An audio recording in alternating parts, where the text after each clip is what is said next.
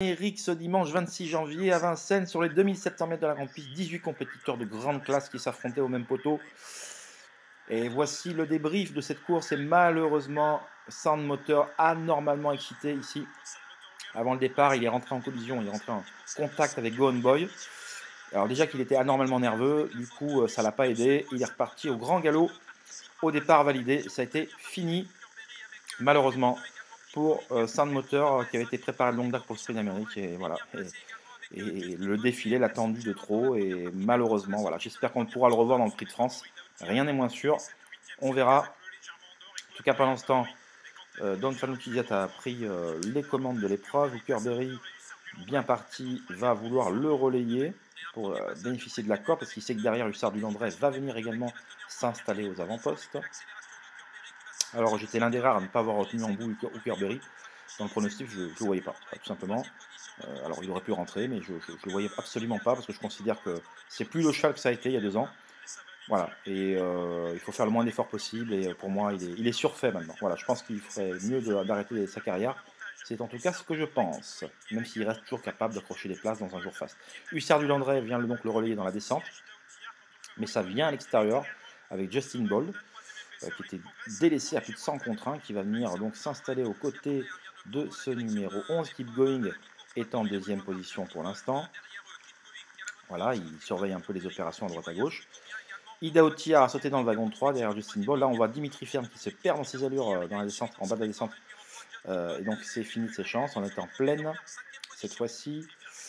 Et donc, Hussard du Landré après les commandes de l'épreuve dans son sillage ou Kerberry. À l'extérieur, Justin Bold. Du coup, Ida Otia se retrouve mal embarqué en 3ème épaisseur le nez au vent. Et vous allez voir que ce qu'il va faire là est extraordinaire. Là, il laisse passer Keep Going qui, du coup, veut sortir du sillage de Justin Bold, qui n'était pas une des premières chances de la course. Hussard du Landré, toujours tête et corde. Ça va vite quand même. Hein. Voilà. Et donc, Keep Going, qui restait sur sa victoire dans le critérium continental, vient aux côtés de ce numéro 11. À l'extérieur, vous avez Ida Otia qui laisse les autres se battre un peu en tête. Il vient certes en 3ème épaisseur le nez au vent, mais sans avoir fait véritablement de gros efforts. À la corde, Hookerberry est déjà battu, comme vous pouvez le voir. Il est anormalement sollicité par son driver. Alors, certainement trop mauvais pour être exact, mais de toute façon, l'effort qu'il a fait en partant, il l'a payé. Ida Otiar donc vient mettre la pression désormais sur les animateurs. Keep Going plonge à la corde et décide de garder le sillage du du Landré. Il n'a pas trop de ressources malheureusement. Ida Otiar est à l'extérieur et attend que Go On Boy vienne. Et justement, en voyant un wagon de 3 se former, il l'accélère sèchement à mi-tournant final, prenant facilement l'avantage sur Hussard du Landré. Et à l'extérieur, Go On Boy vient. Voilà. Just Love You, donc la pensionnaire de Jean-Claude Rivard, eh bien, vient avec des ressources et derrière Ida Otillard. Iroise de la Noé vient comme pour les manger tout cru en trait de ligne droite et malheureusement va se perdre dans ses allures. Alors elle n'était pas plus loin que 4ème à mon sens. Josh Power finit bien à l'extérieur. Ida Otillard se montre très courageux et glorieux jusqu'au bout pour résister à l'attaque finale de Just Love You. Gone Boy 3ème, Josh Power 4ème et finalement c'est Hussard du Landré qui profite de la faute pour finir d'Iroise de la Noé pour conserver une méritoire 5ème place. Et d'ailleurs Hussard du Landré sera à revoir avec plaisir d'ici 4 semaines, un petit mois dans le Prix de Paris pour défendre sa couronne.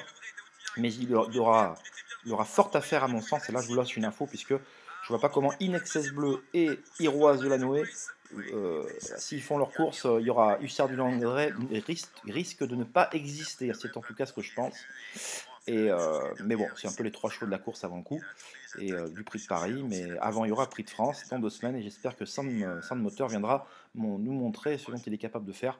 Je suis convaincu que ce cheval-là avait largement la pointure d'une épreuve comme celle-là. Maintenant, ben, on ne pourra jamais le savoir. Il est parti au grand galop. Tant mieux pour Ida Otiar qui réalise la passe de 2 après avoir gagné le Prix d'Amérique 2024. Donc, il fait la passe de 2 et on aura le plaisir de le revoir l'an prochain. Il lève tous les doutes qu'on pouvait avoir en début de meeting puisqu'il était atteint d'une maladie. Son entourage l'avait plus ou moins caché.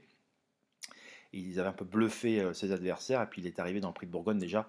On a retrouvé le vrai Idaho et là on s'en était déjà complètement rassuré et là il n'a fait que confirmer sa classe, son talent. C'est un immense cheval et ça fait plaisir de voir des champions en piste. J'espère que vous êtes rendus sur l'hippodrome ce week-end et que vous avez kiffé, que vous avez profité de ces grands instants de course. Voilà mes chers amis, eh bien, pour ce débrief. J'espère qu'il vous a plu et on se retrouve pour d'autres numéros, d'autres débriefs dans des courses bien moins relevées, qualitativement parlant, mais c'est ainsi.